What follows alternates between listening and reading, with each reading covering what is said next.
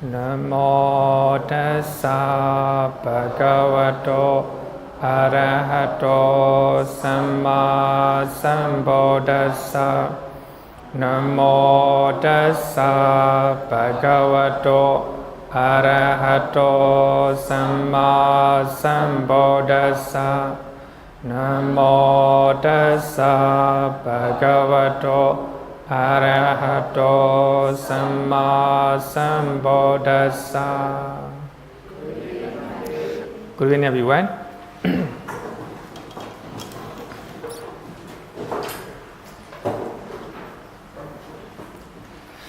Today we are learning 4 various actions, vacīkamma, 4 various actions. So as you all know that the speeches are very important in our life. So if we are using wholesome and beautiful speeches, and you will have the same reflections, right? If you are using unpleasant and rough speeches, and you will have the same reactions. So therefore, I think it is very important to know what are the wholesome speeches or what are the unwholesome speeches, right? So today we will learn 4 unwholesome verbal speeches, right? I should have taught 4 unwholesome verbal speeches, right? So actually everyone know it. Telling lie, musāvāda. Number 2, slandering, pisuṇavācā. And number 3, hard speech, pharusavācā. And number 4, frivolous talk or nonsense talk, sampapalaba. So these are 4 unwholesome verbal actions, right? So these are unwholesome mental state, unwholesome actions regarding with the speech, right? Regarding with the speech. In our life, it is important to understand all these ones. So we will learn according to the suttas, right? So it is reliable. If you do not believe me, then you can read yourself, right? I think that's very important. So we are meeting with the Buddha. So you can discuss with the Buddha yourself, right? Then I hope that you have already read some of the sutta that I have already shared, right? I hope. I think before you come to class, trying to read those suttas, right? Whether you understand or you don't understand, it doesn't matter.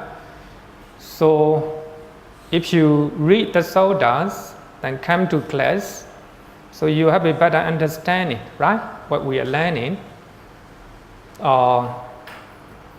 So we don't have time to read all the sutta, right? And also we don't have much time to explain all the things from the sutta. So I will just highlight some of the paragraphs, so which are very important in our discussions regarding with the morality, right?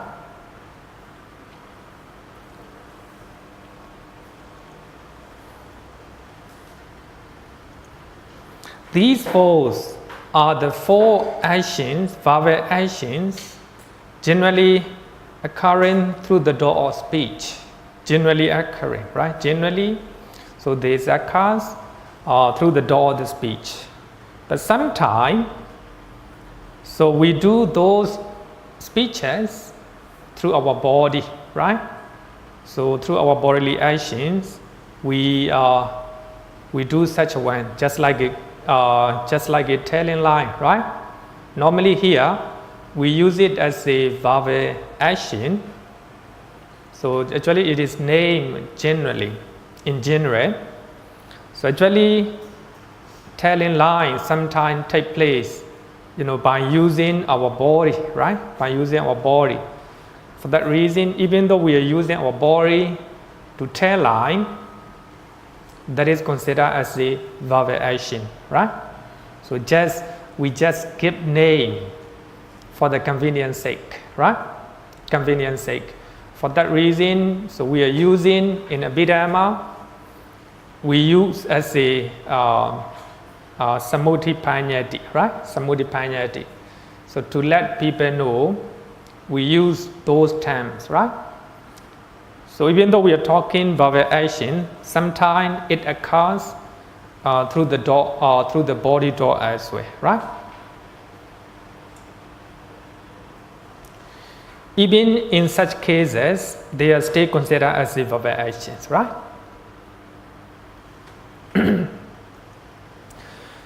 So actually, in previous weeks, we have explained regarding with the bodily actions. So we have three bodily actions, right? Killing, taking what is not given, and sexual misconduct, right? So these are three bodily actions. So now we are going to learn 4 vowel actions.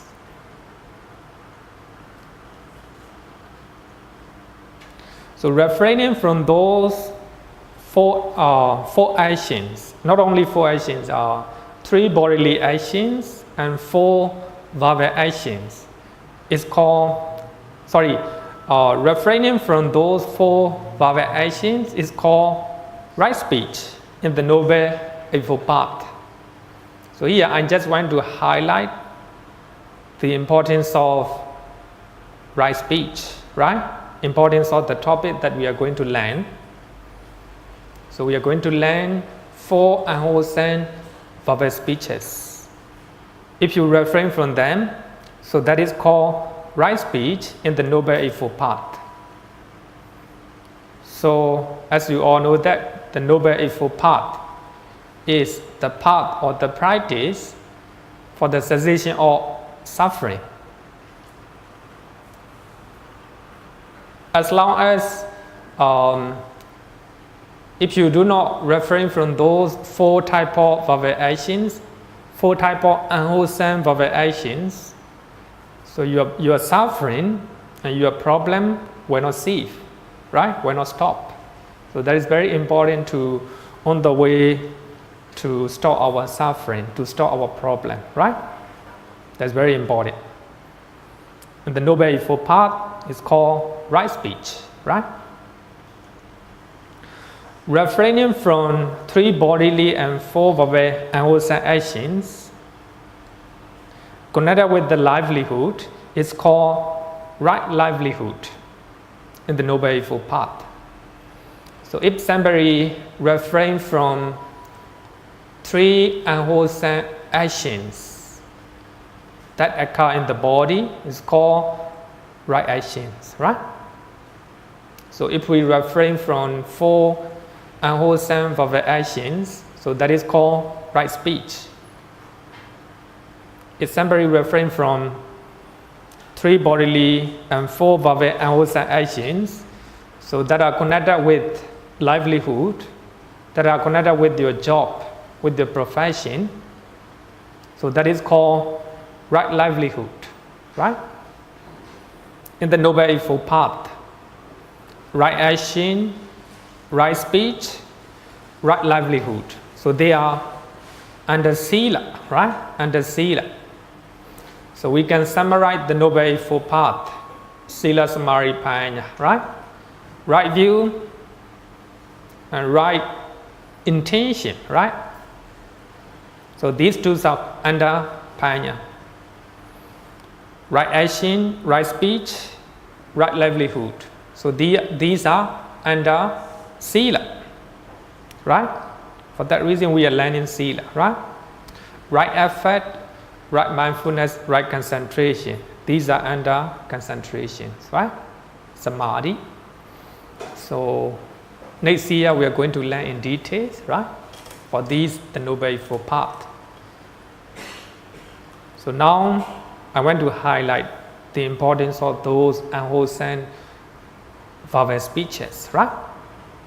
If you understand, then if you refrain from them, so it became a part of the Noble Eightfold Path as a right speech, right?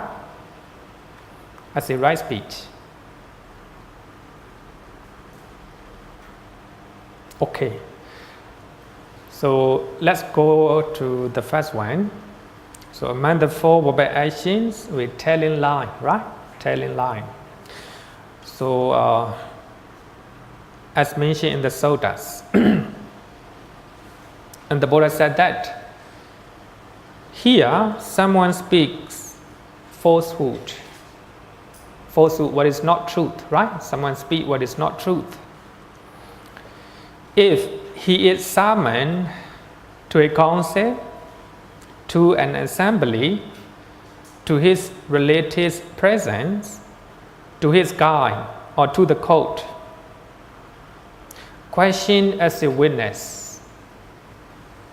Actually, as I always said that, this is just an example, right? Wherever you are, whoever you're talking to. So, right?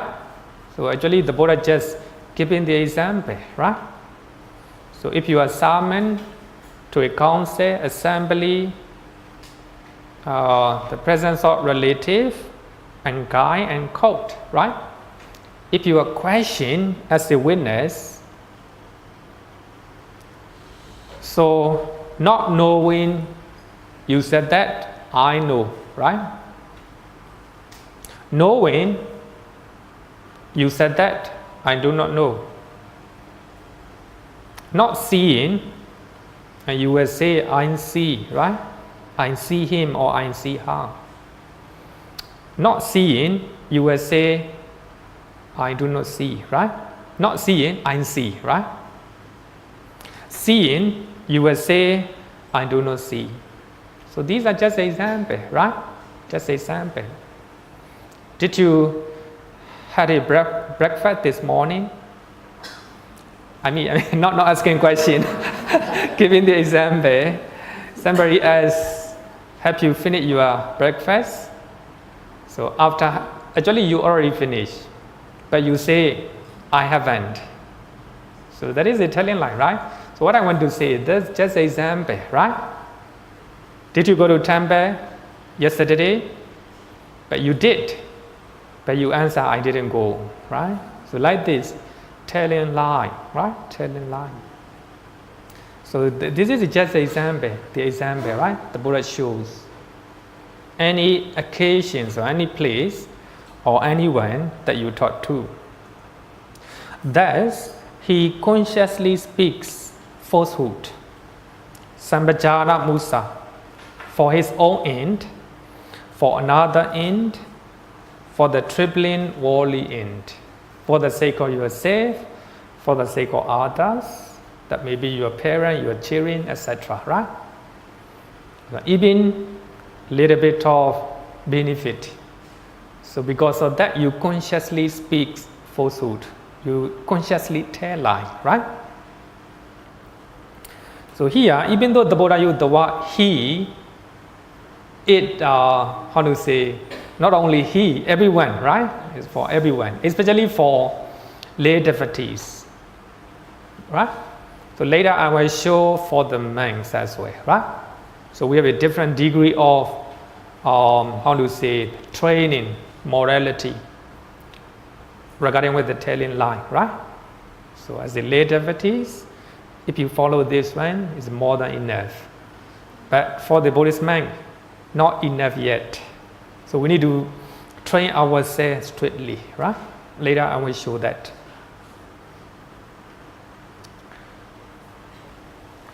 So actually, telling lie is a very common among ourselves, right? Normally, people easily tell lie. They think that telling lie is not a problem. Businessmen, they will think that without telling a lie, you cannot do business. You might think that, right? It's not so according to Buddhism. If you tell lie in your job, if you tell lie in your business, so that is called wrong livelihood, right? Wrong livelihood. So we have to refrain from telling lie as much as we can, right? As much as we can.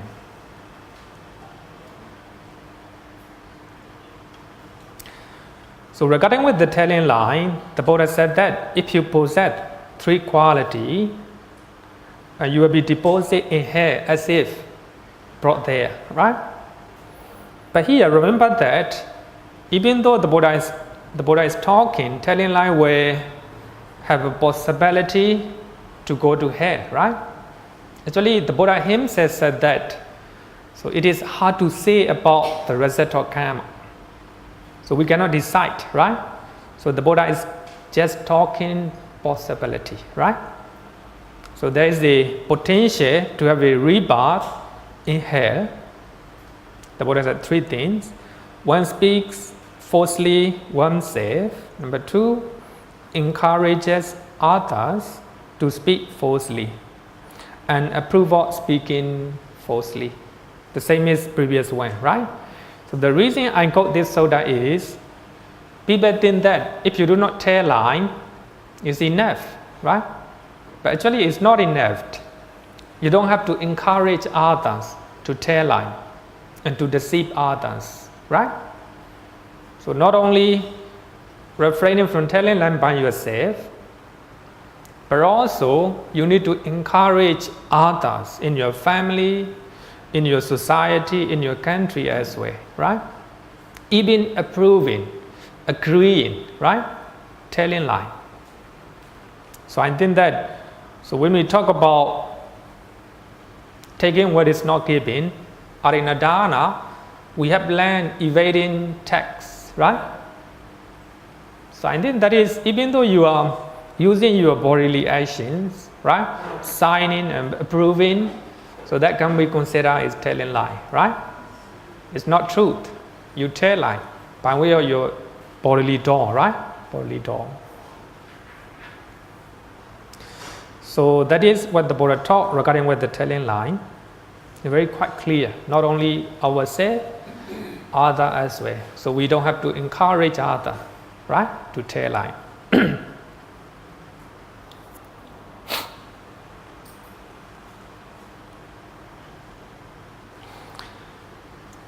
Regarding with the telling lie, the commentary of the first Abhidhamma book and the commentary of Digha Nikaya explain in this way, right? So this is what the commentary say. Telling lie is the volition, as you all know that the volition, chetana, right? Normally the Buddhists trying to decide chetana, right? To commit speaking falsehood. So there are 4 factors to complete musāvāda. Number 1, falsehood, right? So the information that you give is not truth, right? False facts, right? We can say that falsehood or false facts. Number 2, having a volition to deceive others. So you must have a volition to deceive other people. So actually your intention is not good, right? Based on maybe greed or hatred, lobha and dosa, right? Having a volition to deceive others. Number 3, making an effort. Number 4, very important. This is what the commentary said. Acceptance as a truth by the listener. According to commentaries, so number 1, so thing that you said is not truth, right? Number 2, you have volition to tell lie or to deceive others, right? And number 4, making an effort. So even though you tell lie, if the listener does not understand what you say, if the information is not reached to the listener, it's not a full cause of actions. It's not a kammapata, right? But it stays as a unwholesome actions. So I think that is what the commentary said. And I think it's a very logical and very beautiful, right? Very beautiful. Even though you tell lie, sometimes the listener didn't hear. It's not a full causal and unwholesome actions. But still, it is a bad deed, right?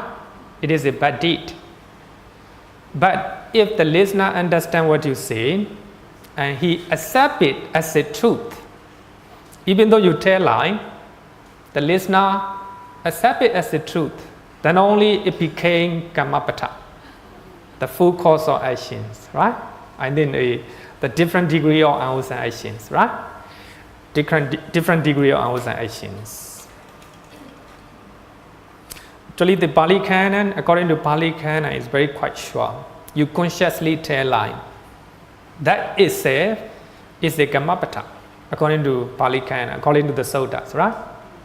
But the commentary said that if the listener does not understand or didn't hear what you say, if the information does not reach to the listener, the intended person, is not a Cakkapala, according to commentary. But according to Sutta, if you consciously tell lie, by that time, Cakkapala, right? So I clear distinction between the Suttas and commentaries.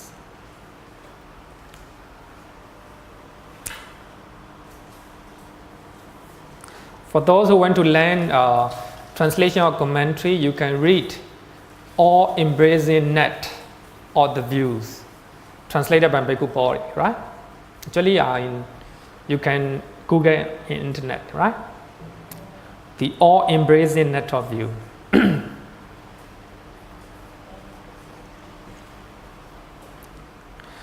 Regarding with the telling lie, as you all know that telling lie is very serious in Buddhism. So I think if you learn this Sutta, Ambalatika Raulavada Sutta, and you will know the importance of refraining from telling lie, right? Ambalatika Raulavada Sutta, Majjhima Nikaya, Sutta number 61.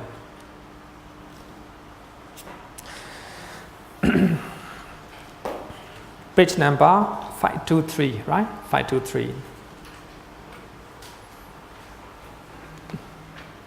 As you all know that Venerable Rahula is a 7 years old, right?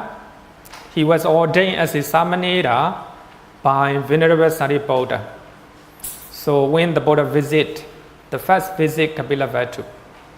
So when the Buddha returned to Rajagaha, 7 years old Rahula accompanied. Then he stayed at the Rajagaha, Viluvana monasteries, and trained as a good Samanera. Normally, a young Rahula is very lovely. So he is ready to listen wherever his teachers and wherever other monks admonish him. So he is always ready, always eager to listen, right? What they say. And he trained himself as a good Samanera. It is said that he normally visit the river and he take handful of sand from the river bank, and he said that I want to get all the advice from the Buddha, from my teachers, from other monks, as many as the sand in my hand, right? And he take all the sand from the river bank, and he normally keep it in his mind. I want to get as many advice as possible from the Buddha, from my teachers, and from other monks, right? So that means he is ready to listen, right? He's a very lovely and very good Samanera. So here, according to this Sutta, the commentary said that it is happened at the when Venerable Rahula was 7 years old, right? Normally, they stay at the Viluvana monasteries. So the Viluvana monastery is the main monastery in Rajagaha. Normally, the Buddha stay there and most of the men stay there. And the people from Rajagaha normally visit Viluvana monasteries and listen to the Dhamma. So that means the monastery is all the time crowded with the people, right? But there is another monastery, it's called Ambalatiga.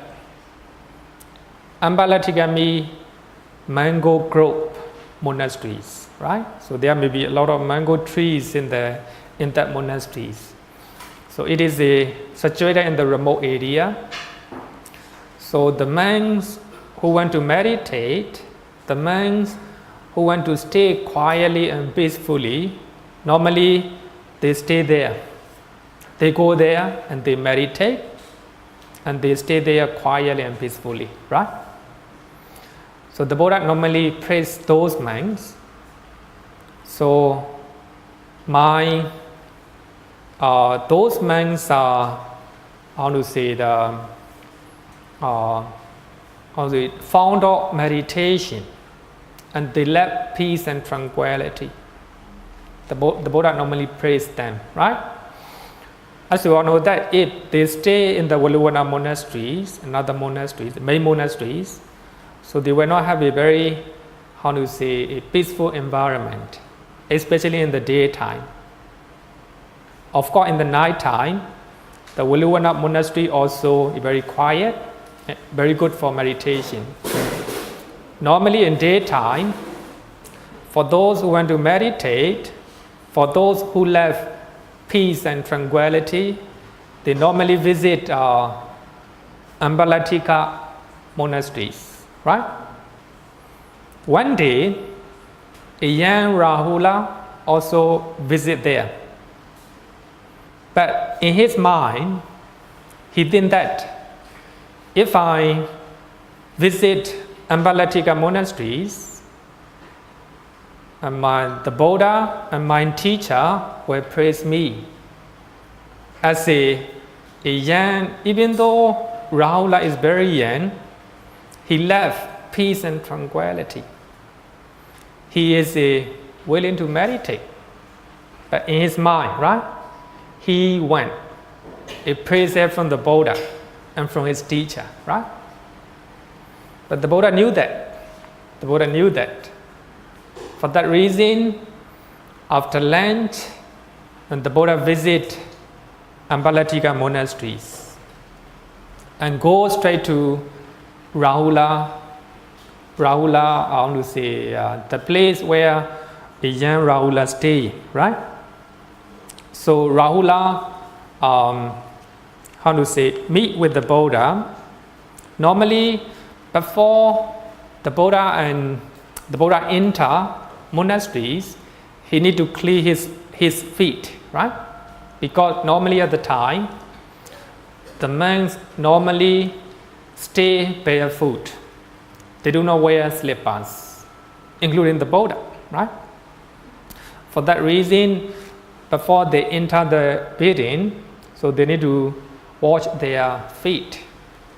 So a young Rahula make ready the pot of water pot for the Buddha to clean the feet, right? So by that time, the Buddha said, paragraph number 3. Paragraph number 3. Then the Blessed One left. Then the Blessed One left a little water in the water vessel. As you all know, the Buddha is washing his feet, right? Then, after finishing, the Buddha left a little water in the water vessel and asked the Venerable Rahula, do you see this little water left in the water vessel? Yes, Venerable Sir. Even so little Rahula is the reclusive of those who are not ashamed to tell a deliberate lie. A very As you all know that Rahula is just 7 years old, right? A very tender child. And the Buddha used a clear simile. He left a little water in the water vessel and said that, just like that, the man who used to tear line, who is not ashamed to tear a deliberate line, has little recluseship, right? Here, the recluseship in Pali is samenya. You know the samenya phalasota, right? Recluseship, being a monk, or the appearance of a monk. So if the monk is not ashamed of, telling a deliberate lie, he has a little recluseship. So that means he's not a good Buddhist monk, right? A good Buddhist monk. So actually, if you look at this one, importance of refraining from telling lie, right? Importance of telling the truth. Then, second one, fourth paragraph. Then the Blessed One threw away the little water, that was left and asked Venerable Rahula, Rahula, do you see that little water that was thrown away? Yes, Venerable Sir. Even so, Rahula, those who are not ashamed to tell a deliberate lie have thrown away their recluseship, right? Even though the Buddha is talking to the monks, I think you can put yourself in their shoe, right? So we can take an example. So importance of refraining from telling lie. And third one, the Blessed One turned the water vessel upside down and asked Venerable Rahula, Rahula, do you see this water vessel turned upside down? Yes, Venerable Sir. Even so, Rahula, those who are not ashamed to tell a deliberate lie have turned their recluseship upside down, right? The importance of refrain on telling lie.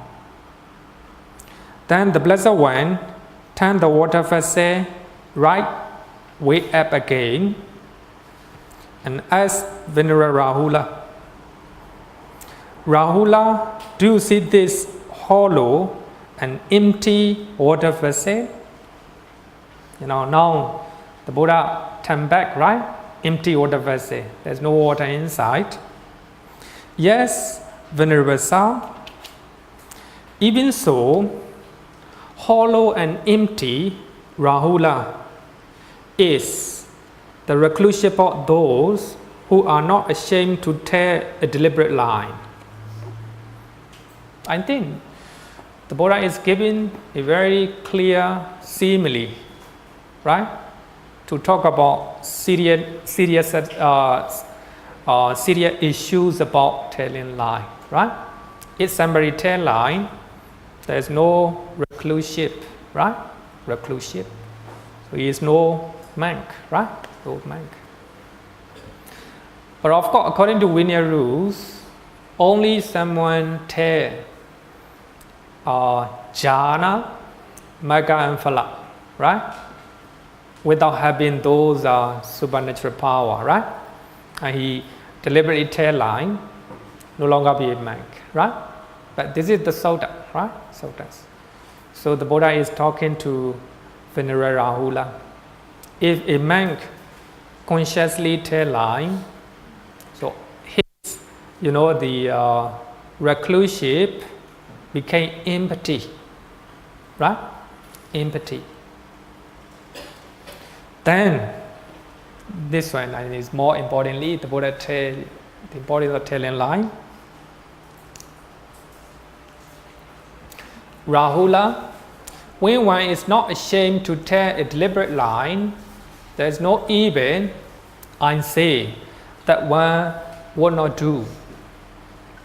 One would not do is how seriousness telling lie. If someone used to tell lie, he will do all type of unwholesome deed. He will dare to do it, right? He will dare to do it. Therefore, Rahula, you should train this. I will not utter a falsehood, even as a joke. Even as a joke, right? Very serious, right? So I think if you look at the Sutta, the Buddha never crack a joke, right? Because it's very important, right? But if you look at a very authoritative people, actually they are trustworthy. They normally try to tell lie, right? If a politician or tell lie, they will lose their trust, right? They will lose their trust. So therefore, telling the truth is very important. So here, the Buddha is highlighting that even as a joke, we shouldn't tell lie, right? We shouldn't tell lie. It's very important. If you tell lie, and you will lose trust from other people, right? From other people. Especially as a businessman, if you are not trustworthy, people will not do business, right? So I think that is very important. So if people believe them, and they will give, right, much amount of money, right, for as an investment, and then trustworthiness is very important, right?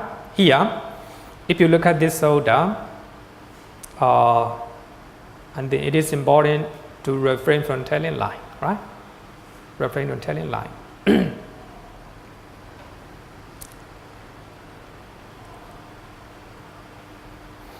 As I always said that, as we have said that, not only using our speeches, but also our body as well, right? Body as well.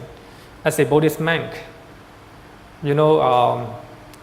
convey, how to say that, trustworthiness is very important. I want to share one story. It is a true story. In Myanmar, we have a very famous monk called Mingon Sayadaw. He is the first monk who can memorize the whole Tipitaka. He is the one who participated at the 6th Buddhist Council. So as the one who answered all the questions. So he is regarded as a well-respected, and also he was recorded as the most intelligent man in the world, in the Guinness record. Because by that time he can memorize the whole Tipitaka, right? He know where, so which one is stated in which sutta, right? He was well respected, not only teaching to the monks, sometimes he also preached the Dharma to the public. One time,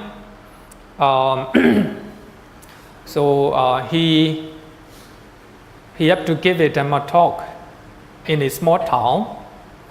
So one of the devotee he let him stay her house. So she said that last night I have a dream that tomorrow one of the arahant will visit to your house. So last night she said that I have a dream last night. Tomorrow an arahant will visit my house. That means Sarah visit her house, and she said that it implies that Sarah is an arahant. So the Sayadaw, Mingon Sayadaw, without saying anything, actually he liked smoking. Without saying anything, and he smoked. So then he said that Arahant do not smoke.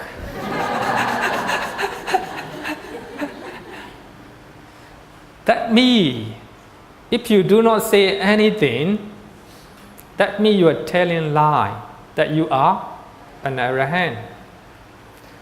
If virtual monks, they do not pretend, and they will tell the truth that he is not an Arahant.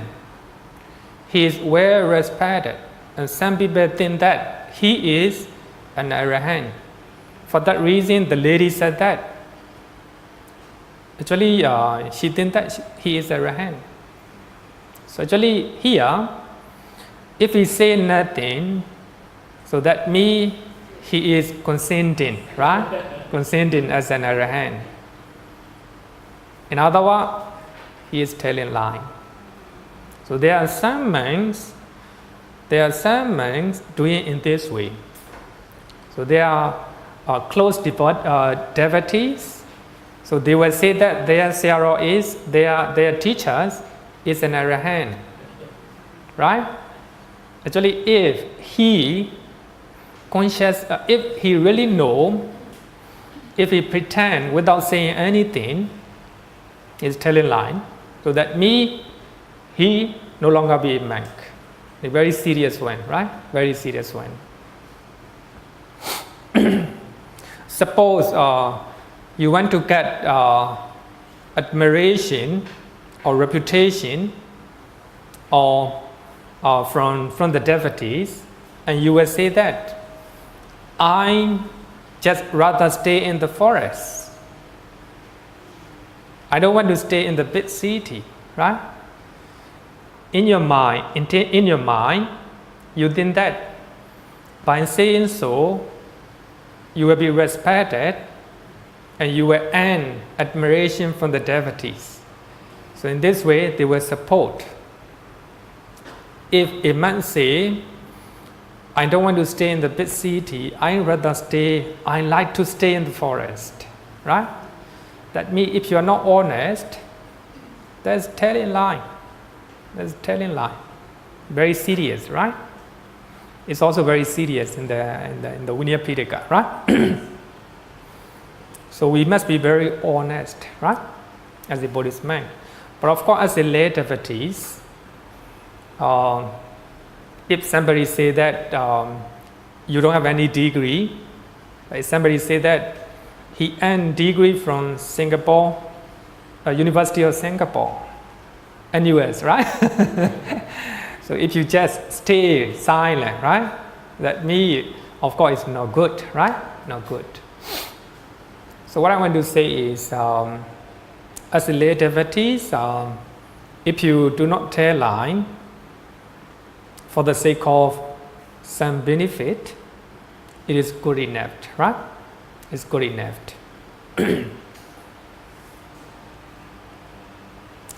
So this is another verse from Dhammapara Pali. So verse number 176. There is no evil deed that cannot be done by the liar who transgress the truth. But here, the Dhamma. So actually, the Dhamma is translated as the truth, right? Who is unconcerned with the light hereafter. So if you look at those two sutta, right? One sutta from Majjhima Nikaya and one verse from Dhammapara. Here, you have to know that we have two Dhammapara Pali taught by the Buddha, and the stories are arranged by the commentator, right? It's not the same. So if you quote the Pali verse from Dhammapara, so that means teachings of the Buddha, right? And the Buddha said that there is no evil deed that cannot done by the lion. So that means it's someone who is easy to tell line. So it will be easy to do any unwholesome deed, right? So if you look at those two statements, so I think that it is important, right, not to tell lie. The commentary said that Bodhisattva, after getting affirmation from Dibengara Buddha, affirmation means he will become Gautama Buddha, right? Under the Dibengara Buddha. So from the time onward, he will not tell lie. He no longer tell lie, right? But he may still do other things, like a sexual misconduct and killing. So he may still commit other unwholesome actions, but he never tell lie from the time onward. So the commentary said that telling lie is very serious. If a bodhisattva tell lie, now he cannot attain enlightenment.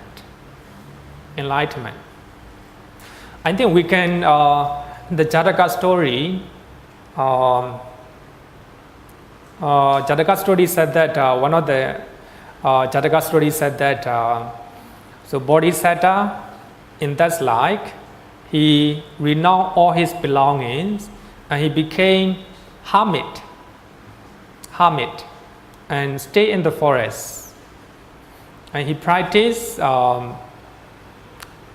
samatha meditation. Then he even attained jhana, as well as he can perform supernatural power, including flying in the sky. Right? So when the weather is very, very cold in the Himalaya region, he approached to the cities and stay there, right? By that time, the king saw hermit, and he liked him so much, and he invited him to stay in his garden. And he said that I will support you everything you need. And Bodhisattva hermit, he agreed and stay in the garden. Normally, every in the morning, he will visit palace. He was offer food and everything he need, right? So one time, the king go for the waging war, right? So by that time, he told his queen to take care of hermit. And normally, the hermit came through the sky, right? To the palace.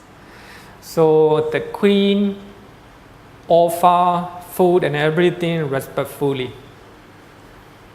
One day, the hermit flying through the sky, and he saw, by that time, the queen was lying down on the bed. And when he hear the sound of the rope, right? The hermit is approaching, and she quickly get up. Then the clothes, so the clothes on her body dropped down. The hermit saw the naked body of the queen. So if by looking at the naked body of the queen, the hermit lost his mindfulness and he dropped from the sky. And he lost his all supernatural power.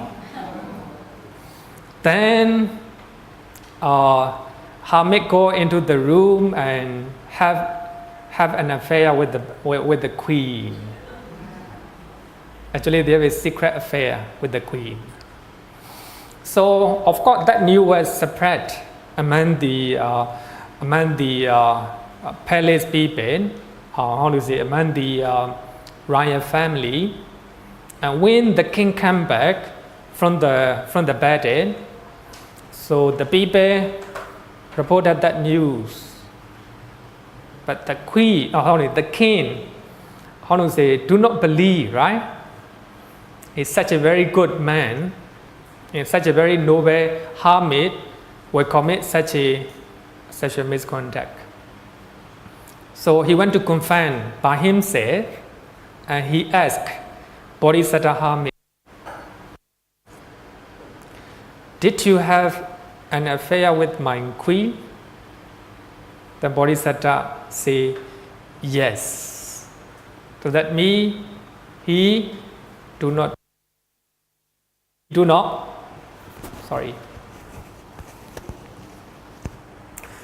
not tell lie. He didn't tell lie. So actually telling lie is very serious, right? But if the hermit say no, the king will not punish. He know that. But the hermit say the truth. Yes, I did such a misconduct. So here what I want to say is normally the commentary also point out that story. So the Bodhisattva never tell lie, even though he do other unwholesome actions, right? So that means such a very serious one. But I think that if you look at what the Buddha said in Ambalatika Raulo Vada Sutta, if we look at this Dhammapra verse, so it is quite clear that telling lie is the most serious offense among the 10 unwholesome actions, right? Telling lie is the most serious one. But some senior monks, and they said that telling lie is not the most serious one. Drinking alcohol is the most serious one. Actually, it's not not by the commentary, but some senior monks, and they make conclusion that drinking, using intoxicants is the most serious one. So that means if you use intoxicants, you lose your mindfulness. You cannot attain any spiritual achievement. For that reason, drinking alcohol is the most serious one. So for me, I think that if you look at two evidences, I think quite clear that telling lie is the most serious, right? For that reason, the Buddha said that if someone is there to tell deliberate lie, so there is no evil deed that he or she cannot do, right? So therefore, telling lie is very important. I think that from now on, trying to reduce. I will say that trying to reduce. So the amount of telling lie, right? Very serious one, right? Very serious one. So I don't know whether you know it or not. Sakyan. So they are afraid of telling lie. They normally tell the truth. As you all know that Vidarupa, the son of Kosala, invade Sakyan kingdom, kill all the Sakyans, right? So by that time, before they kill, they were examining, who are you? Are you a Sakyan or other race? Right? But some of the Sakyans, they dare not tell lie. For that reason, some they will take the grass, right? I am. When they are examined, they will say, "I am grass," right? Holding. Suppose if you are holding a bamboo, and they will say that, "Who are you?" And they will say that, "I am a bamboo." So what I want to say is, Sakyans, so they normally tell the truth. Even at the record their life, they try to avoid telling lie, right? Avoid telling lie. But unfortunately, So all the Sakyan race were Masakya, right? So K by the son of Kosala, Vidudaba, right? So they are known as they left the truth, right? They left the truth. But they are very conceited. They are very arrogant. So they got married among themselves. So they are so arrogant that so when so Kosala requested a queen, right? A future queen. They gave a slave woman. Then Hasan began to know, right? So when Hasan visited Kapilavatthu, they treated him as a slave, right? Then later they found out, Vidudaba found out, became very, very angry, right? And they tried to kill all the people, all the Sakyans, because of their arrogance, right? Because of their arrogance. Okay, so what I want to say is the importance of telling line, right? So if you, I think for those who are interested, you can read story of Dhammapara verse 176. Story of Chencha Mana Vika. Do you know Chencha Mana? Normally in the puja we always recite, right? Chenchaya Dota Vachanan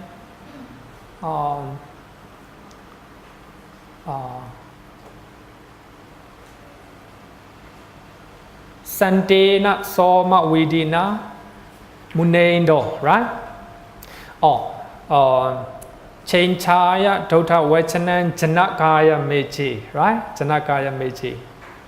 Actually, very hard to memorize.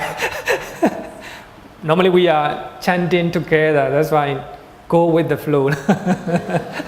Now it's very difficult to memorize. Chenchaya Dota Vachanan Janakaya Mechi. So that means the Buddha went Chencha by Sandena, calmly and peacefully.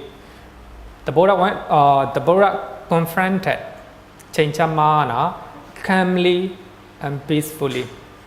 The Buddha went, right? It is one of the victory. So as you all know that we have 8 great victories, right? So getting victory over Chencha is one of them. So in that Dhammapara, so all the stories are explained, right?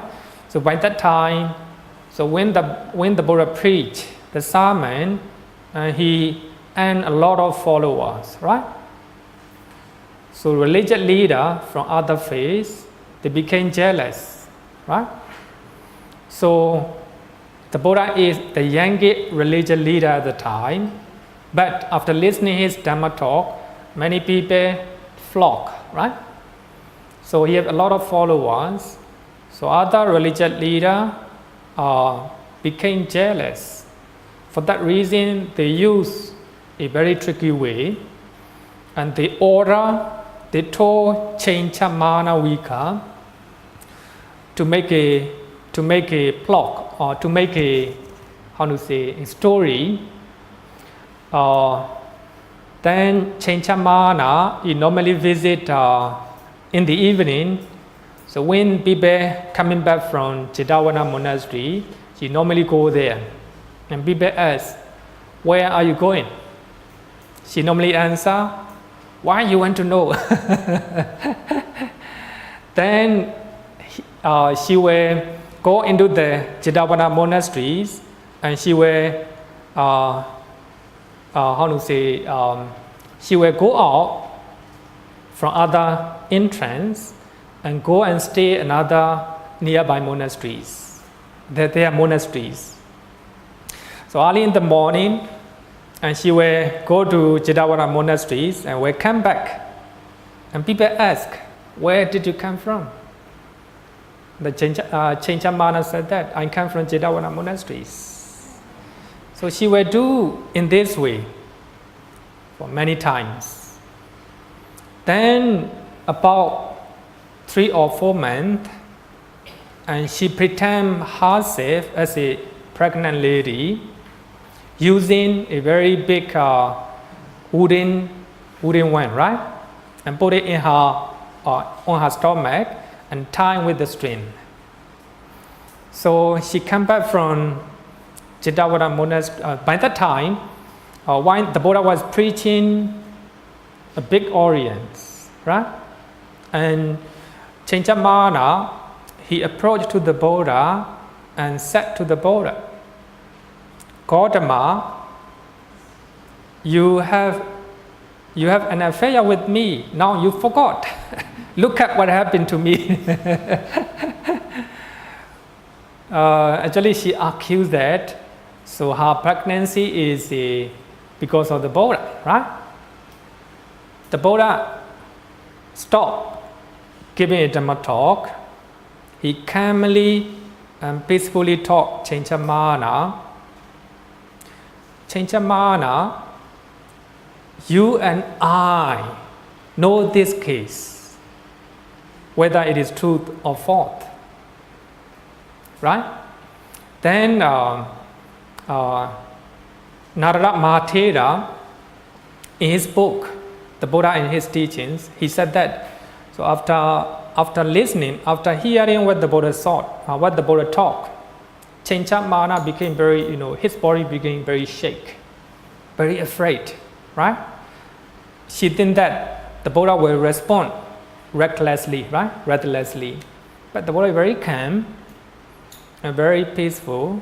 And she said that, Cakkapala, you and I know this case very well. So her body became shake, right? Tremble. That because of that, the wooden one in her body dropped down. So the her, deceive and also, is uncover, right? Uncover. So many people trying to drive him away, right? Drive him away. So that means, so this is one of the victory of the Buddha, right? Maybe at the time, some religious leader want to accuse the Buddha, right? With the women. For that reason, they make a block using Cakkapala. And the Buddha confronted calmly and peacefully. So this is one of the victory, right? Then the Buddha said this one. There is no evil deed that cannot be done by the liar, who transgress the truth, who is unconcerned with the life hereafter, right? So I think by looking at this one also, so I think it is important to refrain from telling lie, right? Telling lie.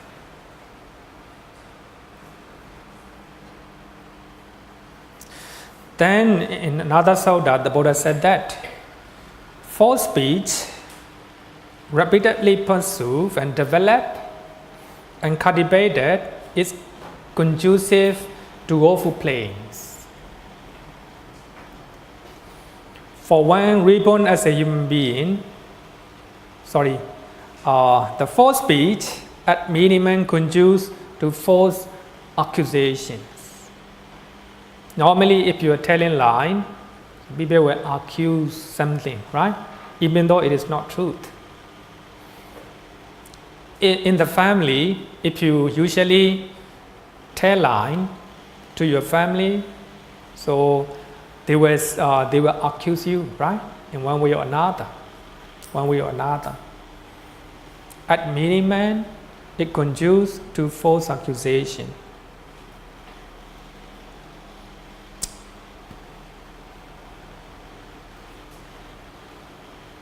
Any question? No question? Question? Okay.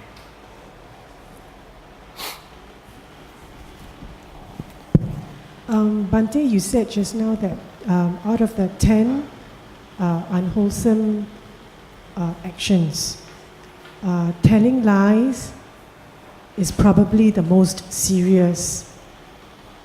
Is telling lies more serious than killing someone. Or maybe you mean telling lies is the most serious in terms of one's spiritual path leading to Nibbana. Is that what you mean? Actually, I just share what the commentary said, right? What the commentary said.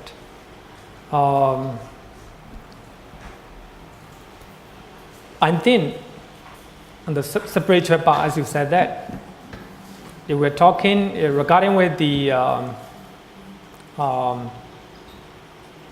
spiritual path or the noble eightfold path. Telling lies is the most serious. To attain enlightenment, I think that, as you all know that Angulimala, he killed many people, right? He killed many people, thousands of people, but at the end, he became arahant. So the commentator normally quoting those suttas, right? Those suttas. So they were judged. Telling lies, the most serious one among them. I think that is based on the spiritual path, right? The way to spiritual path. But of course, if we compare telling lie and killing, of course, killing is the most very affected serious, I want to say, unwholesome actions. Unwholesome actions, right? Okay, so what I want to point out is the importance of refraining from telling lie, right? So this is what the Sutta said. Here someone having abandoned false speech, abstain from false speech, wherever he is, if he is questioned as a witness, if he know, he will say, I know. If he does not know, he will say, I do not know, right? If he see, he will say, I see, right? If he doesn't see, he will say, I do not see, right? So importance of telling the truth. But if you look at just this one, it's not enough. Not enough. So we have a 5 causal speech, right? So telling the truth is only one criteria, right? We have a 5 criteria to have a good speech, right? To have a good speech. Here is only for the one criteria, right? Thus, he does not consciously speak falsehood for his own end or for another's end, for some trifling worldly end, right? So this is the opposite of telling lie, right? That means telling the truth. As you all know that sometimes the situation is, the information is truth, but we cannot tell the truth. So there may be timing, you have to consider occasions, the place, the person you're talking, like this, right? So later we will have to learn 5 criteria of good speech, right? So refraining from telling lie and telling the truth is just about just one, right? One criteria. So only after we finish all the 4, we will have a complete picture of the good speech, right? That is for the just lay devotee. So this is for the monks from Samanya-phala Sutta.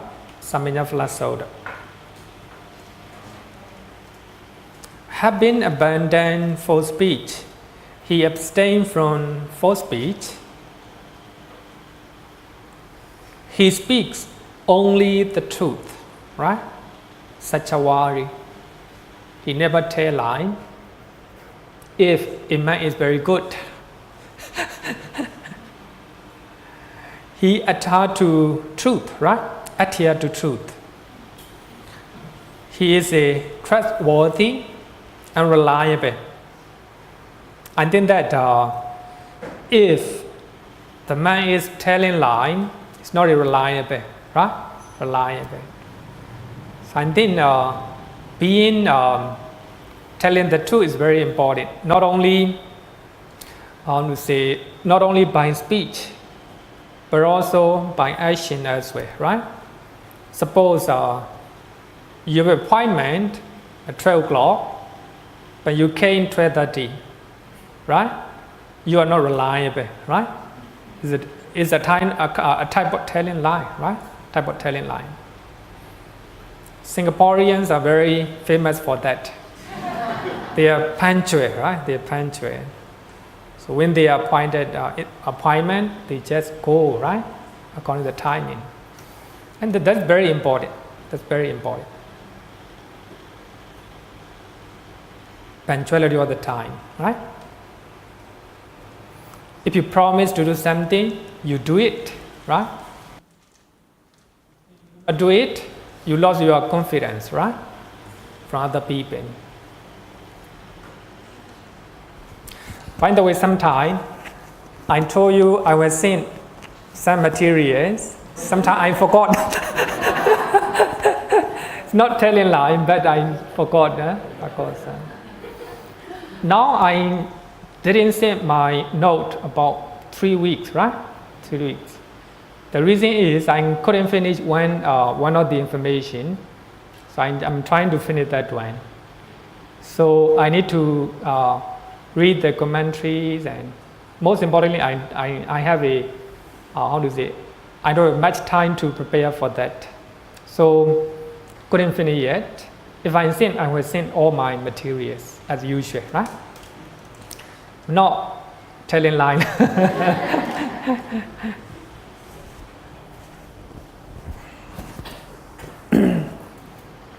Another one is he does not deceive the world. Here, the world does not deceive anyone, right? In the world. That's very important. So as a Buddhist monk, we don't have to deceive the devotees, right? Everyone have to be very honest, trustworthy, and dependable, right?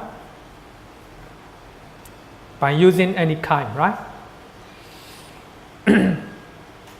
So actually, this is more serious for the Buddhist monk, right? More serious for the Buddhist monks. Okay, so this is a telling line. That is a telling line. So among the 4 unwholesome vowel actions, number 1, telling lie, right? Telling lie. These are unwholesome actions. So this is the most important among the 4 unwholesome vowel actions. For that reason, when we are taking 5 precepts, telling lie, right? We take only telling lie. Not only telling lie, you have to refrain from telling lie, but also other unwholesome vowel action as well, right? That's very important. Not only telling lie. Okay. Let's go to the next one. Slandering. Pisuṇavācā. Pisuṇavācā. Actually, I forgot to write the literal translation of pisuṇavācā. The commentary, the way commentary mentions is very beautiful. Pisuṇa is combination of 3 words.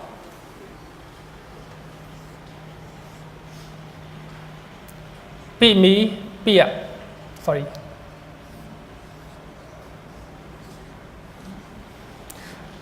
me, affection or left.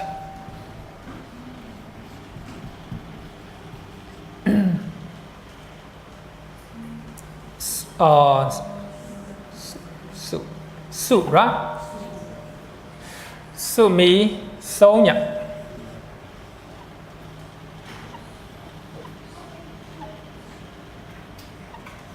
Sonya me, empty, right?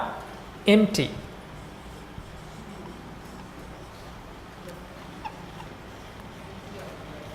Empty, right? Na, right? Na means karana.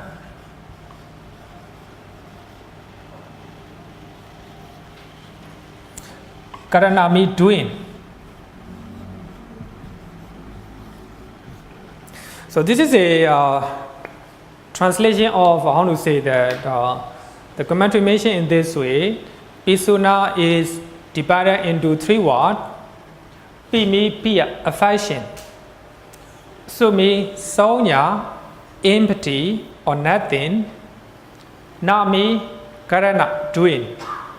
So there's two people, they love each other, but you're trying to divide them. You slander one person, they became enemy, right? The affection between those two people became empty, right? You do, how to say, you're trying to divide two people. So in this way, affection between those two people became empty, right? Nothing. You're trying to divide, right? So that is a literal translation of pisuna. But now we translate as a slandering, right? Slandering. So if you look at this literal translation, it's quite clear, right? Two people are united, they love each other. Two temples are united, they understand each other. Two countries are very close and very good relationship, that you trying to divide them, right? Affection or love between two parties became empty, right? That became slandering. So that will be the literal meaning of pisuna, right? But normally we translate as a slandering, right? Slandering. I forgot to write this one. I think it's very important. So let's look at what the Buddha said in the Sutta. He speaks divisively. Having heard something here, Mangala Vihara, he repeats it as well in other place, right? In order to divide those people from these. So that means you hear something, a piece of news. But if you tell that news to other place, they will become enemy, right? They will be divided. Because that piece of news is a slandering, right? So you slander by using that piece of news. You hear from a piece of news from here, and you repeat it somewhere, right? But your intention is in order to divide people. In order to divide people, right? So that is, we call it cetana or intention. And you hear a piece of news from somewhere, and you tell that news here. So in this way, two people, two temples, two organizations, and two countries became divided, right? So that is called slandering, pisuṇavācā. Thus, he is one who divides those who are united. It creates our divisions, always create problem, always create division. One who enjoys fashions. Normally, there are some people who like fashions. So then only they will have their benefit, right? For the benefit of themselves, they're trying to divide people, right? Especially in the politics, quite clear, right? Some countries are doing that. So two countries are very close, he make a plot. He slander, right? So in this way, two countries became separate, right? Became enemy. by using spine, right? By using spine.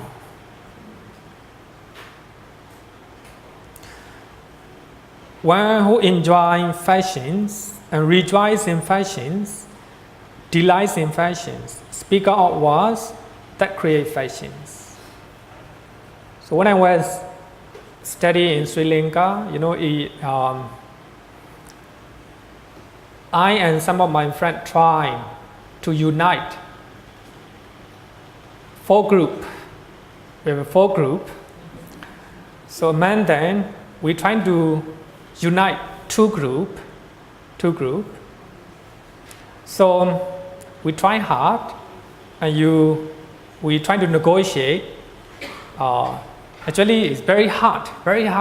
People mindset in their mind, they need to have 4 groups. Right? But I think that having 4 groups, we became very weak. If we are united as one, it became very strong. We can do many things. Actually, in this among the Burmese monk in Sri Lanka, but as you all know that we have some race in Myanmar, different race, right? Even among the Sangha in Sri Lanka, so they divided in terms of race. So there's 4 chief monks. So if one chief monk want to do something, and he have to negotiate with the rest of the 3, right? So if someone want to do something very hard, right? For that reason, cannot do anything. Very difficult. For that reason, I discuss with some of my friends and trying to unite 2 groups. 2 groups actually is the most powerful group. I believe that at the time, if 2 groups united, the rest also we have to come here, right? So in this way, everything will be very effective. Administrations, if we want to do something, right?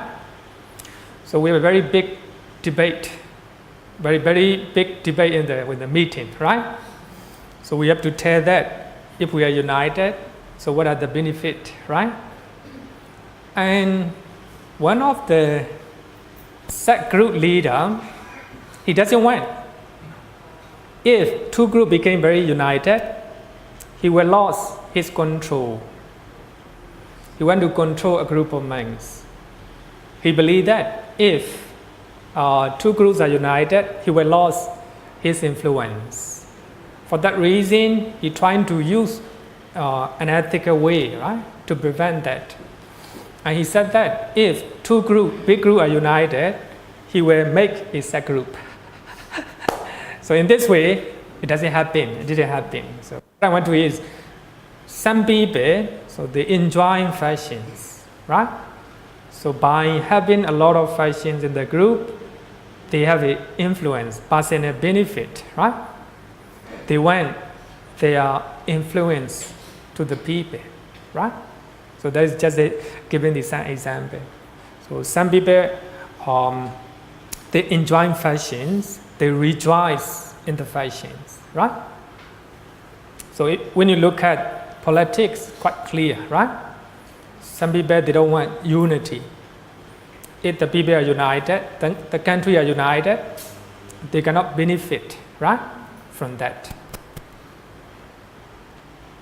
So here, slandering is a speaker of words that create fashions, right? So they normally create fashions.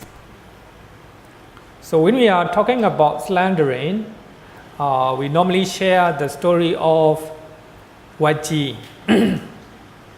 So there is 2 countries. Magadha is a very powerful one. Another country is Vacī, a small kingdom.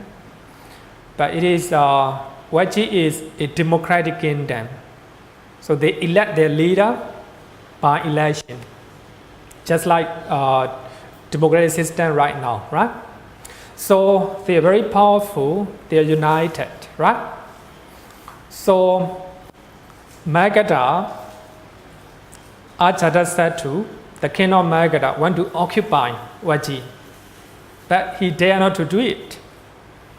Even though the country is very small, very united, they have a military power. In terms of quantity, of course, there are very few military, but very powerful. So he dare not to wage war, right? For that reason, he make a plot. So he drive away his prime minister, Usakara. He pretending they have a very big quarrel, right? Usakara was exiled from the Magadha, and he went to Vaji. And he told the Vaji parliament members, so he was exiled by the king because he tell the good things about Vaji, right? For that reason, the king became very angry. So the Vaji, they accepted Usakara and they appoint as a very important political post. So of course, for 1 or 2 years, Usakara, trying to please Vaji by showing that he went, the benefit of Vaji kingdom, right? Then after 2 years,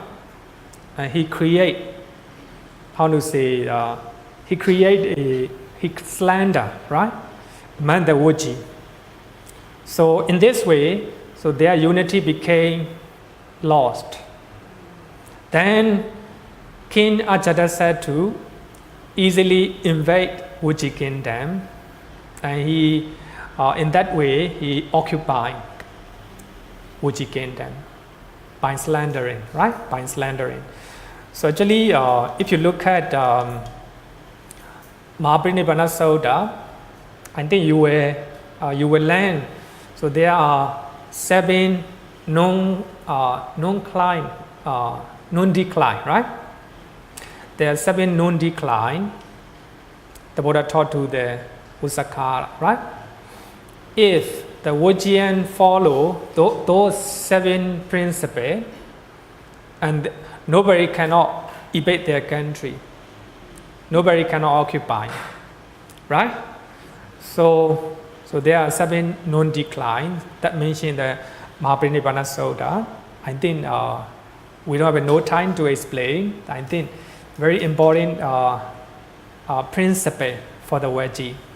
So when Usakara slander among themselves, and they became disunited, and they became factions. So when King Ajatasattu waged the war to the Vaji, and they cannot protect, and they lost their sovereignty, right? Because of the slandering, right? So here, slandering also very important. Normally, people like slandering for their benefit, right? For their benefit, especially in the office, right? Especially in the office, people slander because of 2 reasons, right? There are 2 reasons. I will show you later. Because of 2 reasons. The commentary of Abhidhamma said that slandering is the violation to make division among people and group by using malicious speeches, right? Malicious speeches. So there are 4 factors to complete the act of slandering. 4 factors, right? Number 1, the thought of dividing others. Sometimes you share news from here to there, but you must have the thought of slandering, right? So you want to divide people, you want to divide the group, right? Then you share that information. And also, you share some news in the social media to divide people, right? That's also slandering. Even though you're not speaking, but you're using, right? So in that way, slandering way. Number one, the thought of dividing others. Number two, having a relation to divide other people. Number one, right? You want to divide other people. Number two, to win the affection of others. In the office, two people are very close. You don't like it, right? You're trying to slander. So in this way, they became divided. So they became enemies. But one of them became your friend, right? You win affection of that person, right? So I think sometimes you don't like one person, right? If they have a very close relationship, you cannot see them, right? You don't want to see them. For that reason, you slander. Number one, to divide people. Number two, to win the affection of one of them or both of them, right? Both of them. So that is a second criteria. I think it is very important. Normally, in our mind, if the one we do not like, right, is divided, here we are happy, right? If two people are quarreling, actually we do not like them, right? If they are quarreling, we are happy here, right? We are happy here. So we have to look at our mind, right? It is unwholesome mental actions, right? Unwholesome mental actions. Then you think that in that way you will win the affection of those people, right? So in that way you will benefit from it. Number three, making an effort.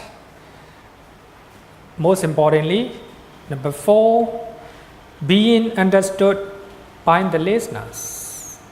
So even though you slander, so the listener did not hear or did not understand what you say, that is not a full cause of slandering, right?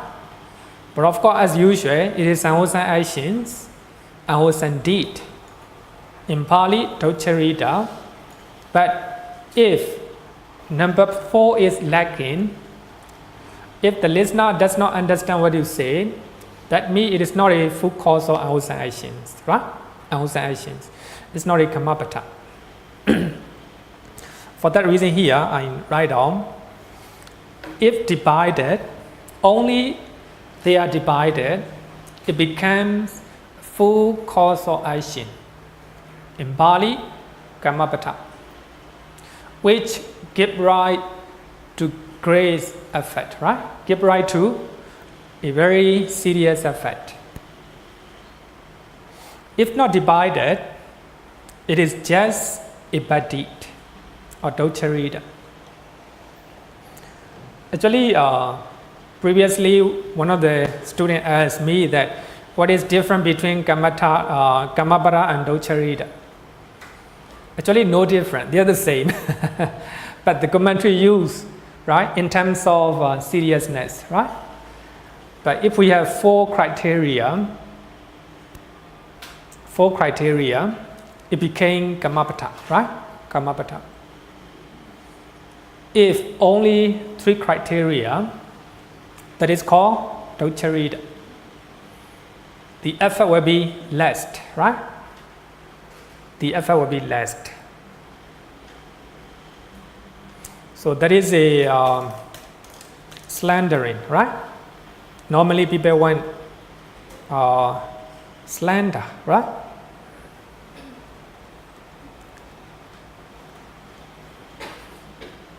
Any question?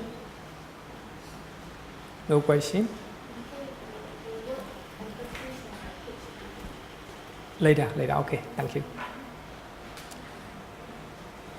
The next one is a hard speech. Hard speech.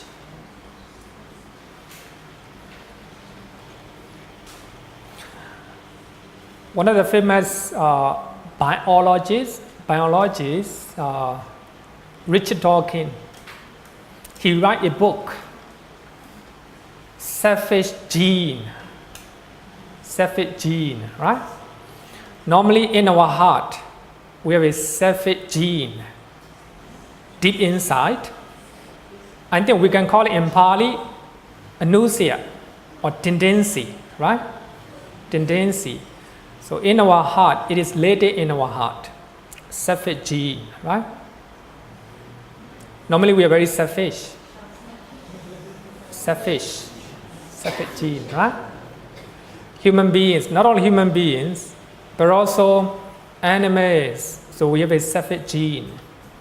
So we are living with the group, right? We are living with the community, and we are living with the race, right? We are biased normally because we have a selfish gene, right? Selfish gene. Because of that, we use slander. We normally slander, right? To get affection from other people, right? Sometimes we slander just because we don't want to see, right? Or we don't like the people, right? Slander. I think it's very important to look at our mind, right? Normally,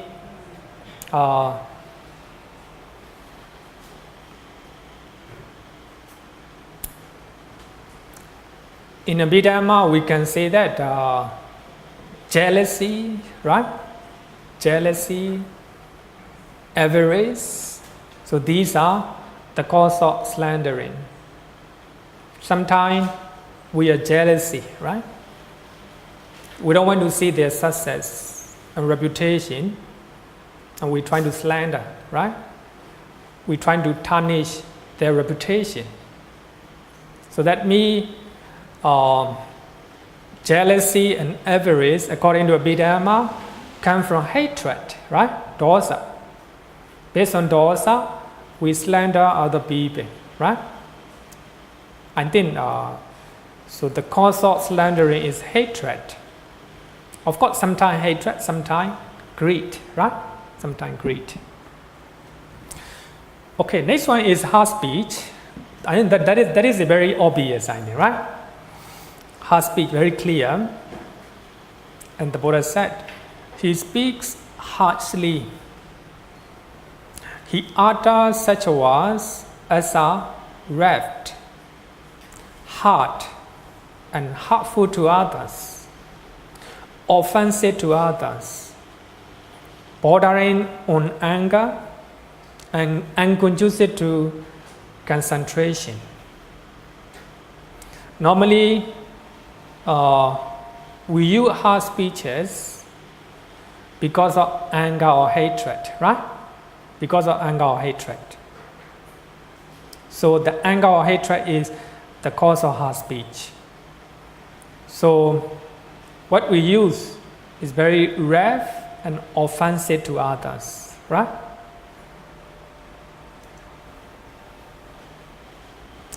So here, Exposita is the commentary of Dhammasangani, right?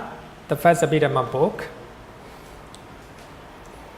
It said that hard speech is the volition to speak unkind, offensive, unpleasant, insulting, and crucial and causing speeches, right?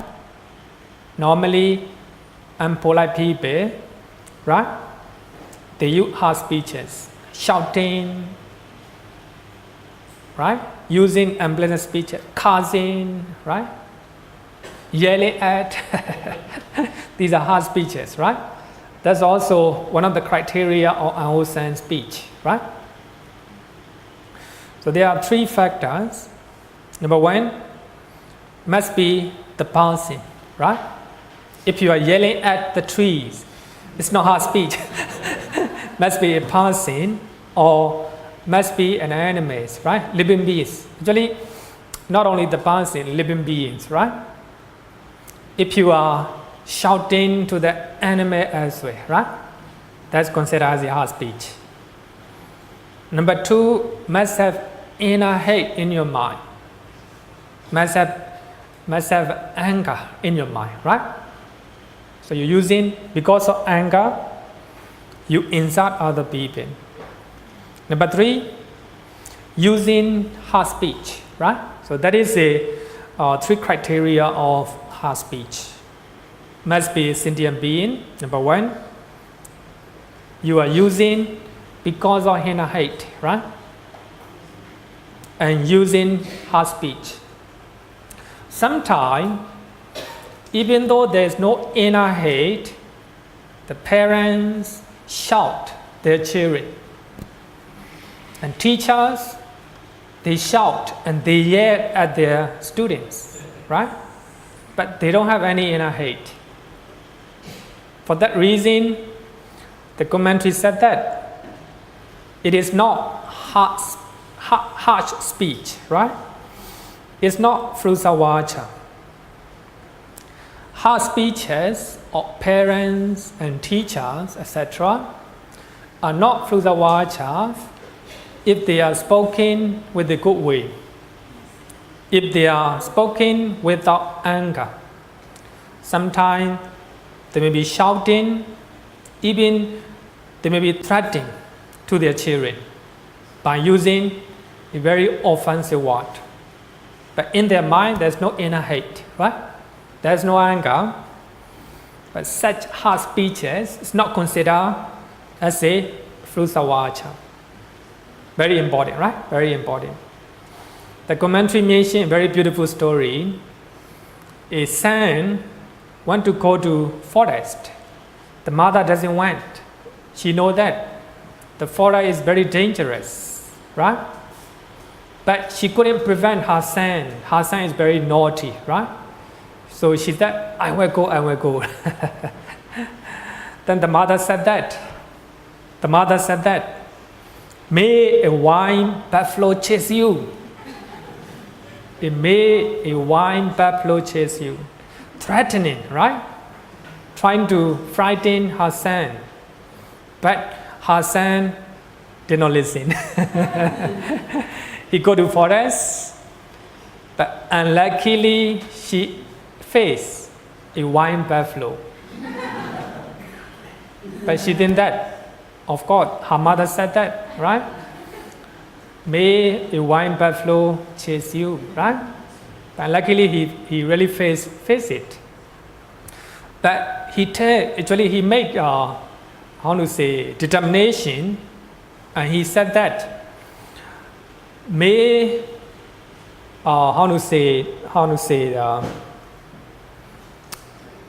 he think in his mind. Actually, buffalo is very dangerous for him. May my mother let not be what my mother say, right? Let not be what my mother say. Let what my mother thought in her mind, right? He make a determination in his mind. So normally my mother say her speeches not because of inner hate, but because of love, right? To her son. For that reason she cursed, right? She cursed. So because of that thinking, the buffalo stopped, right? The buffalo does not chase him, right? So that means the mind is very powerful, and he in his mind he think that as my mother think in her mind, so it may not it didn't happen, right? It didn't happen. So I think that The commentary gave a very beautiful story. Another one is sometimes, even though you're using a very pleasant and very polite word, sometimes it is considered as a hard speech, right? The commentary said that even though the speeches are pleasant to hear, if the volition is cruel and unkind, it is considered as a pharusavācā. Sometimes, even though you are using a pleasant word, it is offensive to you, right? It is offensive to other people. Even though you're polite, even though what you use seems to be very polite, not cruel, very soft, but it's considered as a pharusavācā. So that means we decide based on volition, right? Based on volition. The commentary gives a very beautiful example. If one of the robbers, he captured a person, he went to kill that person, and he told his kind, his follower, let him sleep in comfort. Let him sleep in comfort. He said very gently, right? In a gentle manner. So what he said is very polite and very pleasant. Let him sleep in comfort. But his follower know. So their boss went to kill, right? So for that reason they kill that person. Even though what he said is very polite and very pleasant, it is considered as a pharusavācā because of the volition, right? Because of the volition. So I think that I think it's very important to understand based on volition, right? Based on volition. Okay, any question? Question? No, right? Okay, so let's call it a day.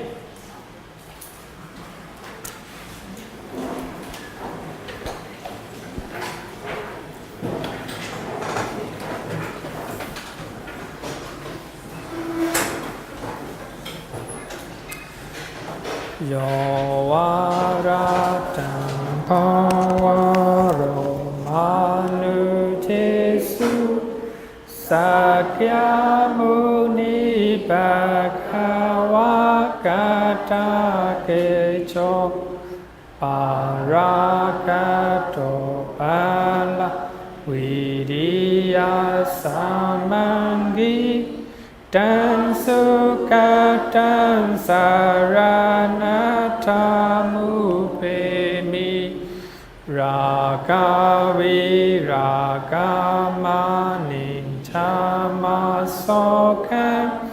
dhammama sangata mapatikulam marurami mambaguna suvipata dhammami mansaranathamupemi tachade namaha palamahu chatusu susisu purisayugesu atacha pogan Dhammadasate Sangami Mansaranata Mupemi. Sadhu, sadhu, sadhu. Good night, everyone.